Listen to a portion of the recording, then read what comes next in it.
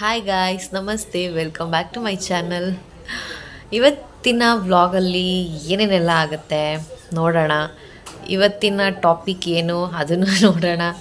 ಪಾಪು ಬೇಗ ಎದ್ದಿದ್ದ, ಹಾಗಾಗಿ ತಿಂಡಿ ತಿಂದ್ಕೊಂಡು ಬೇಗ ಮಲ್ಕೊಂಬಿಟ್ಟಿದ್ದಾನೆ. ನಾನಿವತ್ತು ಕ್ಲಾತ್ ಡೈಪರ್ ಬಗ್ಗೆ ತಿಳಿಸ್ಕೊಡೋಣ ಅಂತ ಅಂದ್ಕೊಂಡಿದ್ದೀನಿ. ಸೊ ಬನ್ನಿ, ಅದು ಬಿಟ್ಟು ಬೇರೆ ಇವತ್ತಿನ ವ್ಲಾಗಲ್ಲಿ ಇನ್ನೇನೇನಿರುತ್ತೆ ಅಂತ ನೋಡೋಣ. ಇನ್ನು ಯಾರೆಲ್ಲ ನನ್ನ ಚಾನಲ್ಗೆ ಸಬ್ಸ್ಕ್ರೈಬ್ ಮಾಡಿಲ್ವ, ಸಬ್ಸ್ಕ್ರೈಬ್ ಮಾಡ್ಕೊಂಡು ನನ್ನ ಚಾನಲ್ನ ನೋಡಿ, ಆಯಿತಾ. ನಮ್ಮ ಪಾಪು ಮರಿ ಎದ್ಬಿಟ್ಟು ಇತ್ತು, ಬೇಗ ಉಪ್ಪನ್ಕೊಂಡು ಕೂತಿದೆ. ಎದ್ಬಿಟ್ಟು ಯಾಕಿದ್ದೆ ಇಷ್ಟು ಬೇಗ? ಅರ್ಧ ಗಂಟೆ ಅಷ್ಟೇ, ಅರ್ಧ ಗಂಟೆಗೆ ಎದ್ಬಿಟ್ಟಿದ್ದಾನೆ. ಈಗ ಇವಾಗ ಸ್ನಾನ ಮಾಡಿಸಿ ಮತ್ತೆ ಮಲಗಿಸ್ಬೇಕು. ಅಟ್ಲೀಸ್ಟ್ ಒಂದು 11 ಗಂಟೆ 11 ಕಾಲ್ಗಾದರೂ ಮಲಗಿಸಿದ್ರೆ 1 ಅವರ್ ನಿದ್ದೆ ಹೊಡಿತಾನೆ ಪುನಃ. ಅಲ್ಲ ಮನೆ smile smile smile smile smile smile smile smile. ಕಪಿ ಮರಿ ಥರ ಕೂತಿದೆ. ಕಪಿ ಮರಿ ಇದು. ಕಪಿ ಮರಿ ಯಾರು? ಚಿನ್ನು ಮರಿ ಯಾರಪ್ಪ? ಚಿನ್ನು ಮರಿ ಯಾರು ಹೇಳು? ನಾನು ಅಂತ. ಪುನರ್ವ ಯಾರು? ನಾನು ಹೇಳಲ್ವಾ? ಮುಡಿಲ್ಲ ಈಗ. ನೋಡಿ ಏನು ಮಾಡ್ತಿದ್ದೇನೆ ನಾನು. ಇದೇನಪ್ಪ ಇಷ್ಟು ಸೈಲೆಂಟಾಗಿ ಕೂತಿದ್ದಾನಲ್ಲ ಅಂತ ನೋಡಿದ್ರೆ, ಅಲ್ಲಿ ಒಂದು ಕ್ಯಾಪ್ ಹೆಂಗೋ ಬಿಚ್ಚಿಬಿಟ್ಟಿದ್ದಾನೆ. ಅದೆಲ್ಲ ವೇಸ್ಟಾಗಿ ಬಿದ್ದಿತ್ತದು, ಅದು ತೆಗೆದು ಯಾರೋ ಇಲ್ಲಿ ಇಟ್ಬಿಟ್ಟಿದ್ದಾರೆ. ಅದು ತಗೊಂಡು ಬೆರಳು ಹಾಕೊಂಡು ಎತ್ಕೊಂಡು ಕೂತಿದ್ದ ನೋಡಿಲ್ಲಿ. ಅವತ್ತೊಂದ್ಸಲ ಹಿಂಗೆ ಮಾಡಿದ್ದ. ಮುಖಕ್ಕೆ ಹಚ್ಚೋ ಕ್ರೀಮ್ದು ಅದು ಹೆಂಗೆ ಕ್ಯಾಪ್ ಹಿಂಗೆ ತೆಗಿತಾನೆ ಅಂತಲೇ ಗೊತ್ತಿಲ್ಲ. ತೆಗೆದ್ಬಿಟ್ಟು ಎಲ್ಲ ಕೈಯೆಲ್ಲ ಹಾಕ್ಕೊಂಡು ಹಿಂಗೆ ಹಾಕೋದು, ಹಿಂಗೆ ನೆಲಕ್ಕೆ ಹಾಕೋದು, ಹಿಂಗೆ ಹಾಕೋದು ಮಾಡ್ತಾ ಕೂತಿದ್ದಾನೆ. ಏನು ಬೇಕು? ಎಲ್ಲೋಗ್ಬೇಕು ನೀನು? ನನ್ನ ಹತ್ರ ಬಾ ಪಪ್ಪ, ನನ್ನ ಹತ್ರ ಬಾ. ಎತ್ಕೋತೀನಿ ಬಾ.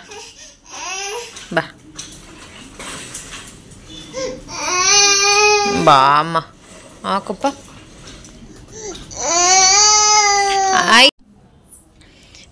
ನಾನು ನಿಮಗೆ ಇವತ್ತು ಕ್ಲಾತ್ ಡೈಪರ್ ಬಗ್ಗೆ ಹೇಳೋಣ ಅಂತ ಅಂದ್ಕೊಂಡು ವಿಡಿಯೋ ಮಾಡ್ತಾಯಿದ್ದೀನಿ. ಇದು ಫಸ್ಟು ನಾನು ಇದನ್ನು ತರಿಸಿದ್ದು. ಸೊ ನಾನೇನು ಮಾಡಿದೆ, ಇದನ್ನು ಫಸ್ಟ್ ತರಿಸ್ಬಿಟ್ಟು ಯೂಸ್ ಮಾಡಿ ನೋಡಿದೆ. ಸುಮ್ಮನೆ ಏನಕ್ಕೆ ಒಟ್ಟೊಟ್ಟಿಗೆ ತರಿಸೋದು ಬೇಡ ಅಂತ ಅಂದ್ಬಿಟ್ಟು ಇದೊಂದನ್ನು ತರಿಸಿ ಯೂಸ್ ಮಾಡಿ ನೋಡಿದೆ. ಓಕೆ, ಚೆನ್ನಾಗಿದೆ ಅಂತ ಅನ್ನಿಸ್ತು. ಸೊ ನಾನು ಇದೇ ಥರದ್ದು ಇನ್ನೊಂದನ್ನು ಸೂಪರ್ ಬಾಟಮ್ಸ್ದೆ ಇನ್ನೊಂದು ತರಿಸ್ದೆ. ಅದು ಆ್ಯಕ್ಚುಲಿ ಒಂದು ವಾಶ್ ಮಾಡೋಕೆ ಹಾಕಿದ್ದೀನಿ, ಆಯಿತಾ. ಈ ಎರಡು ತೊಗೊಂಡು ಆದಮೇಲೆ ನಾನು ಮೈಲೋದೊಂದು ತರಿಸಿ ನೋಡೋಣ ಅಂದ್ಬಿಟ್ಟು ಇದನ್ನು ತರಿಸ್ದೆ. ಇದು ಆ್ಯಕ್ಚುಲಿ ಇದು ಮೈಲೋದು, ಬಟ್ ಲುಕ್ ವೈಸ್ ನೋಡೋದಕ್ಕೆ ಅದಕ್ಕಿಂತ ಇದು ಅಟ್ರಾಕ್ಟಿವ್ ಆಗಿ ಕಾಣಿಸುತ್ತೆ, ಚೆನ್ನಾಗಿದೆ. ಆದರೆ ಇದೇನಂದರೆ ಪ್ಯಾಡು ದಪ್ಪ, ಜೊತೆಗೆ ಬೇಗ ಒಣಗಲ್ಲ ನೋಡಿ. ಇಲ್ಲಿ ಸೇಫ್ಟಿ ಇದೆಲ್ಲ ಚೆನ್ನಾಗಿದೆ. ನನಗೆ ಇದೆಲ್ಲ ಇಷ್ಟ ಆಯಿತು ನೋಡಿ. ಸೈಡಲ್ಲಿ ಲೀಕ್ ಆಗದಿರೋ ಥರ ಕೊಟ್ಟಿದ್ದಾನೆ, ಅದೆಲ್ಲ ಓಕೆ, ಚೆನ್ನಾಗಿದೆ. ಆದರೆ ಒಂಥರ ದಪ್ಪ, ಆಮೇಲೆ ಬೇಗ ಒಣಗಲ್ಲ. ಒಟ್ಟು ಇದಾದರೆ ಕರ್ಚಿಫ್ ಥರ ಇದೆ ನೋಡಿ. ಈ ಥರ ಆಲ್ಮೋಸ್ಟ್ ಇವಾಗ ಎಲ್ಲರಿಗೂ ಗೊತ್ತಿರುತ್ತೆ ಕ್ಲಾತ್ ಡೈಪರ್ ಬಗ್ಗೆ. ಸೊ ನೋಡಿ, ಈ ಥರ ಇದು ಕರ್ಚಿಫ್ ಥರ ಇರುತ್ತೆ. ಇದಾದರೆ ಬೇಗ ಒಣಗೋಗುತ್ತೆ. ಅದಕ್ಕೆ ನಾನೇನು ಮಾಡಿದೆ, ಇದನ್ನು ನಾನು ಮೈಲೋದು ಜಾಸ್ತಿ ಯೂಸ್ ಮಾಡಲೇ ಇಲ್ಲ. ಜಾಸ್ತಿ ಯೂಸ್ ಮಾಡಿದ್ದೆ ನಾನು ಸೂಪರ್ ಬಾಟಮ್ಸ್ದೇನೆ. ಹೇಗೆ ಅಂತ ಇವಾಗ ಹೇಳ್ತೀನಿ. ನಾನು ಅದನ್ನು ಯಾವ ಥರ ಯೂಸ್ ಮಾಡಿಕೊಂಡೆ ಅಂತ ಅಂದರೆ, ನಾನು ಡೇ ಟೈಮ್ ಅವನಿಗೆ ಕ್ಲಾತ್ ಡೈಪರ್ ಯೂಸ್ ಮಾಡ್ತಾ ಇರಲಿಲ್ಲ. ಮಾಮೂಲಿ ಕಚ್ಚೆ ಥರ ಅದೇ ಬೇರೆ ಸಪ್ರೇಟ್ ತರಿಸ್ಕೊಂಬಿಟ್ಟಿದ್ದೆ, ಅದನ್ನು ಯೂಸ್ ಮಾಡ್ತಾಯಿದ್ದೆ. ನೈಟ್ ಟೈಮ್ ಮಾತ್ರ ನಾನು ಈ ಕ್ಲಾತ್ ಡೈಪರ್ನ ಯೂಸ್ ಮಾಡ್ತಾಯಿದ್ದೆ, ಆಯಿತಾ. ಸ್ಟಾರ್ಟಿಂಗ್ ಡೇಸಲ್ಲೆಲ್ಲ ಅಂತ 3 ಮಂತ್ಸಲ್ಲಿ ಅನಿಸುತ್ತೆ ನಾನು ತರಿಸಿದ್ದದನ್ನು. ಇನ್ನೂ ಯೂಸ್ ಮಾಡ್ತಾಯಿದ್ದೀನಿ ನಾನು ಪಾಪುಗೆ ಇದನ್ನೆಲ್ಲನೂ. ಆವಾಗ ಸ್ಟಾರ್ಟಿಂಗ್ ಡೇಸಲ್ಲೆಲ್ಲ ಸಣ್ಣ ಪಾಪು ಇದ್ನಲ್ಲ, ಆವಾಗ ನೈಟ್ ಟೈಮ್ ತುಂಬ ಸುಸು ಮಾಡ್ಕೊತಿದ್ದ. ಹಂಗಾಗಿ ನಾನು ಒಂದು ನೈಟಲ್ಲಿ 2 3 ಚೇಂಜ್ ಮಾಡ್ತಿದ್ದೆ. ಬರ್ತಾ ನಾನು ಎರಡು ನಿಲ್ಲಿಸ್ದೆ. ಇವಾಗಂತೂ ಒಂದೇ, ನೈಟ್ ಮಲಗಬೇಕಾದ್ರೆ ಒಂದು ಹಾಕ್ತೀನಿ, ಇನ್ನು ಬೆಳಿಗ್ಗೆ ರಿಮೂವ್ ಮಾಡ್ತೀನಿ. ಸೊ ಈ ಥರ ನಾನು ಯೂಸ್ ಮಾಡ್ಕೊಂಬಂದೆ. ಯೂಸ್ ಆ್ಯಂಡ್ ಥ್ರೋ ಡೈಪರ್ಸ್ಗಿಂತ ನನಗಿದ್ದು ನಿಜವಾಗ್ಲೂ ಬೆಟರ್ ಅಂತ ಅನ್ನಿಸ್ತು. ಅದು ರ್ಯಾಷಸ್ ಎಲ್ಲ ಆಗುತ್ತೆ ಅಂತೆಲ್ಲ ಹೇಳ್ತಾರೆ, ಬಟ್ ಇವನಿಗೆ ರ್ಯಾಷಸ್ ಎಲ್ಲ ಏನೂ ಆಗಲೇ ಇಲ್ಲ. ನಾನು ಅದನ್ನು ಜಾಸ್ತಿ ಯೂಸ್ ಕೂಡ ಮಾಡಲಿಲ್ಲ. ಯೂಸ್ ಆ್ಯಂಡ್ ಥ್ರೋ ಡೈಪರ್ಸ್ನ ಮನೇಲಿ, ಹೊರಗಡೆ ಹೋಗ್ಬೇಕಾದ್ರೆ ಅಷ್ಟೇ ಯೂಸ್ ಮಾಡೋದು. ಮನೇಲಿ ಮಾತ್ರ ನಾನು ಕ್ಲಾತ್ ಡೈಪರ್ ಯೂಸ್ ಮಾಡ್ತಿದ್ದೆ ಅವನಿಗೆ. ಆದರೆ ಅವನಿಗೆ ಇಲ್ಲಿವರೆಗೂ ಒಂದು ಸಲನೂ ರ್ಯಾಷಸ್ ಆಗಿಲ್ಲ. ನಾನು ನನಗೆ ಒಂದೇ ಒಂದು ರ್ಯಾಶ್ ಕ್ರೀಮ್ ತೊಗೊಂಡಿದ್ದಷ್ಟೇ, ಫುಲ್ಲು ಒಂದು ಸೆಟ್ಟಲ್ಲಿ ಬರುತ್ತಲ್ವ ಹಿಮಾಲಯ ಗಿಫ್ಟ್ ಪ್ಯಾಕು, ಅದರಲ್ಲಿ ಏನೊಂದು ಕ್ರೀಮ್ ಇತ್ತು ಅದಷ್ಟೇ. ನಾನು ಮತ್ತೆ ಅದನ್ನ ಇನ್ನೊಂದು ಎಕ್ಸ್ಟ್ರಾ ರ್ಯಾಶ್ ಕ್ರೀಮ್ ತೊಗೊಳ್ಳೇ ಇಲ್ಲ. ಅದು ಬದಲಿಗೆ ನಾನು ಏನು ಯೂಸ್ ಮಾಡ್ತಿದ್ದೆ ಅಂದರೆ, ಅವನಿಗೆ ಪ್ರತಿ ಸಲ ನಾನು ನಿಕ್ಕರ್ ಚೇಂಜ್ ಮಾಡಿದಾಗ್ಲೂ ಕೊಬ್ಬರಿ ಎಣ್ಣೆ ಹಚ್ಚುತ್ತಿದ್ದೆ ಫುಲ್ಲು. ಅದು ನಿಜವಾಗ್ಲೂ ಎಷ್ಟು ವರ್ಕ್ ಆಗುತ್ತೆ ಅಂದರೆ, ಅವನಿಗೆ ಇಲ್ಲಿವರೆಗೂ ಅವ್ನಿಗೆ ಒಂದು ದಿವಸನೂ ಅವನಿಗೆ ರ್ಯಾಷಸ್ ಆಗಲೇ ಇಲ್ಲ. ನೈಟ್ ಟೈಮ್ ಮಾತ್ರ ಮಲಗಿಸೋವಾಗ ನಾನು ರ್ಯಾಶ್ ಕ್ರೀಮ್ ಯೂಸ್ ಮಾಡ್ತಿದ್ದೆ ಪಾಪುಗೆ. ಅದು ಬಿಟ್ಟರೆ ಡೇ ಟೈಮ್ ಎಷ್ಟು ಸಲ ನಾನು ಅವನು ಮಾಡಿದಾಗೆಲ್ಲ ಚೇಂಜ್ ಮಾಡ್ತಿದ್ನೋ ಅಷ್ಟೂ ಸಲ ಕೂಡ ನಾನು ಕೊಬ್ಬರಿ ಎಣ್ಣೆ ಹಚ್ಚಿನೇ ಅವನಿಗೆ ಮಲಗಿಸ್ತಾ ಇದ್ದೆ. ಹಾಗಾಗಿ ಅವನಿಗೆ ಒಂಚೂರು ಏನು ರ್ಯಾಷಸ್ ಅನ್ನೋದೇ ಬರಲಿಲ್ಲ ಆ ಪಾಪುಗೆ. ನಾನು ಈ ಥರ ಮಾಡ್ಕೊಂಬಂದೆ. ಆದರೆ ಈ ಕ್ಲಾತ್ ಡೈಪರ್ದು ಒಂದು ಬೇಜಾರೇನಪ್ಪ ಅಂದರೆ, ಸ್ಮೆಲ್ ಜಾಸ್ತಿ. ಒಂದು ಸಲ 2 ಸಲ ಮಾಡಿದ್ರೂ ತುಂಬ ಹೊತ್ತು ಬಿಟ್ಟರೆ ತುಂಬಾ ಸ್ಮೆಲ್ ಬಂದ್ಬಿಡುತ್ತೆ, ಸಿಕ್ಕಾಪಟ್ಟೆ smell. But use and throw ಡೈಪರಲ್ಲಿ ನಾನು ಗಮನಿಸ್ದಂಗೆ ಆ ಥರ ಏನೂ ಸ್ಮೆಲ್ ಬರಲ್ಲ, ಅದು ಯೂರಿನ್ ಸ್ಮೆಲ್ ಬರಲ್ಲ. ಬಟ್ ಕ್ಲಾತ್ ಡೈಪರಲ್ಲಿ ಯೂರಿನ್ ಸ್ಮೆಲ್ ತುಂಬ ಬರುತ್ತೆ. ಅದೊಂದು ಬೇಜಾರು ಅಂತ ಅನಿಸುತ್ತೆ ಅಷ್ಟೇ. ಅದು ಬಿಟ್ಟರೆ ನಿಜವಾಗ್ಲೂ ಕ್ಲಾತ್ ಡೈಪರು ಮಕ್ಕಳಿಗೆ ತುಂಬಾ ಯೂಸ್ ಆಗುತ್ತೆ.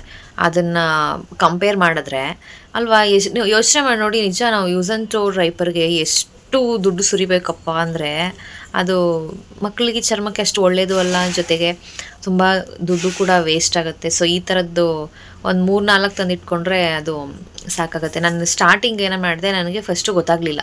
ನಾನೇನು ಮಾಡಿದೆ, ಮೀಶೋದಲ್ಲಿ ತರಿಸ್ಕೊಂಬಿಟ್ಟೆ 4. ಅದು ಒಂದೊಂದು ಎಷ್ಟು ಅಂತ ಗೊತ್ತಿಲ್ಲ, ಸೆಟ್ ಆಫ್ 4 ತೊಗೊಂಡಿದ್ದು. ನಂಗೆ ಅಷ್ಟು ನೆನಪಿಲ್ಲ, ಇವಾಗ ಮರ್ತೋಗಿದ್ದೀನಿ. ಅದು 3 ಮಂತ್ಸ್ ಬೇಬಿಯಿಂದ ಎಷ್ಟೋ ಮಂತ್ದು ಸೆಲೆಕ್ಟ್ ಮಾಡಿ ತೊಗೊಂಡೆ. ಬಟ್ ನನಗೆ ಕ್ಲಾತ್ ಡೈಪರ್ದು ಅವಾಗ ಐಡಿಯಾ ಇರಲಿಲ್ಲ. ಹಾಗಾಗಿ ನಾನು ಮೀಶೋದಲ್ಲಿ ಅದನ್ನು ತರಿಸ್ಕೊಂಬಿಟ್ಟೆ. ಬಟ್ ಅದು ಯಾವ ಥರ ಅಂತಂದರೆ, ಸಮ್ಟೈಮ್ಸ್ ಒಂದ್ಸಲಿ ಅವ್ನು ಮಾಡಿದಾಗ್ಲೂ ಅದು ಲೀಕ್ ಆಗಿಬಿಡ್ತಿತ್ತು.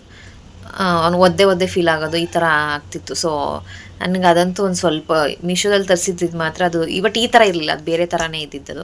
ಅದು ಮಾತ್ರ ನಂಗೆ ಸ್ವಲ್ಪನೂ ಇಷ್ಟ ಆಗಲಿಲ್ಲ. ಸಮ್ಟೈಮ್ಸ್ ಲೀಕ್ ಆಗ್ತಿರ್ಲಿಲ್ಲ, ಆದರೆ ತುಂಬ ಸಲ ಲೀಕ್ ಆಗೋದು ಅದು ಯಾವಾಗಾದರೂ ಒಂದೊಂದು ಸಲ ಲೀಕ್ ಆಗ್ತಾ ಇರಲಿಲ್ಲ ಅಷ್ಟೇ. ಸೈಡಲ್ಲೆಲ್ಲ ಬಂದುಬಿಡ್ತಿತ್ತು, ಒಂದು ತೊಡೆಗಳಿಗೆಲ್ಲ ಅದು ಒದ್ದೆ ಫೀಲ್ ಆಗ್ತಾಯಿತ್ತು.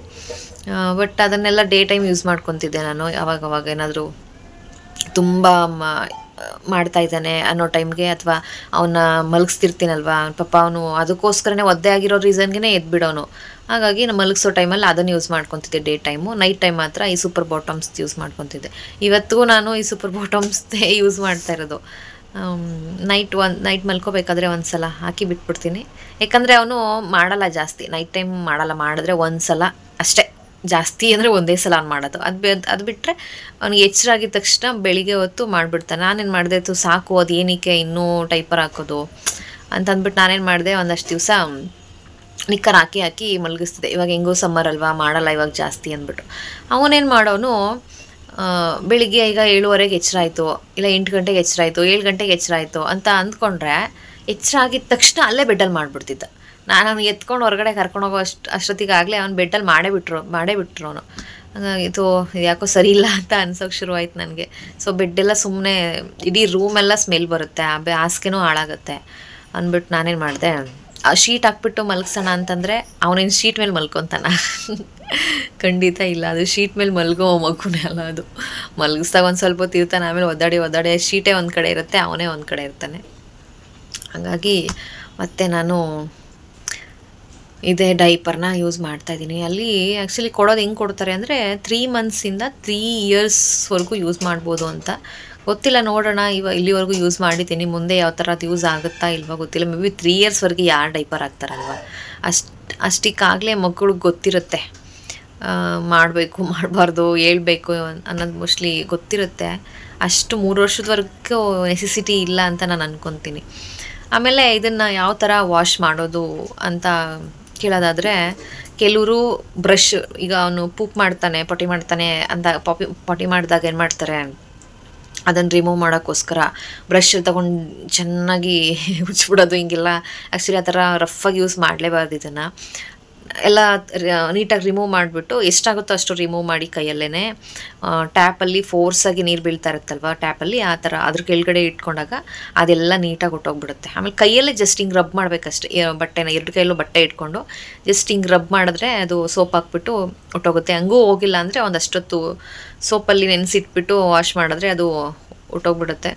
ಸೊ ಸ್ಟಾರ್ಟಿಂಗ್ ನಾನು ಅನ್ಕೊತಿದ್ದೆ, ಇದೇನಕ್ಕಿದು ಈ ಥರ ವೈಟ್ ಕಲರ್ ಕೊಟ್ಟಿದ್ದಾನಲ್ಲ, ಪಾಟಿ ಮಾಡಿದಾಗ ಅದೆಲ್ಲ ಅದೆಷ್ಟು ಗಲೀಜು ಅನಿಸುತ್ತೆ, ಹೋಗಲ್ಲ ನೀಟಾಗಿ, ಅದು ಹಂಗೆ ಕಲೆ ಉಳ್ಕೊಂಬಿಡುತ್ತೇನೋ ಅಂತೆಲ್ಲ ಯೋಚನೆ ಮಾಡಿದೆ. ಬಟ್ ಆ ಥರ ಏನೂ ನನಗೆ ಅನ್ನಿಸ್ಲಿಲ್ಲ.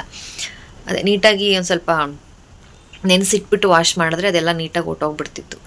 ಸೊ ಇದಿಷ್ಟು ಕ್ಲಾತ್ ಡೈಪರ್ ನಾನು ನನ್ನ ಮಗನಿಗೆ ಯಾವ ಥರ ಅದನ್ನು ಯೂಸ್ ಮಾಡ್ಕೊಂಡ್ಬಂದೆ ಅಂತ. ಮತ್ತು ಒಬ್ಬರು ಯಾರೋ ಕಮೆಂಟ್ ಮಾಡಿದರು, ಕೋಲ್ಡ್ ಮತ್ತು ಕಾಫ್ಗೆ ಹೋಮ್ ರೆಮಿಡೀಸ್ ಹೇಳಿ ಅಂತ.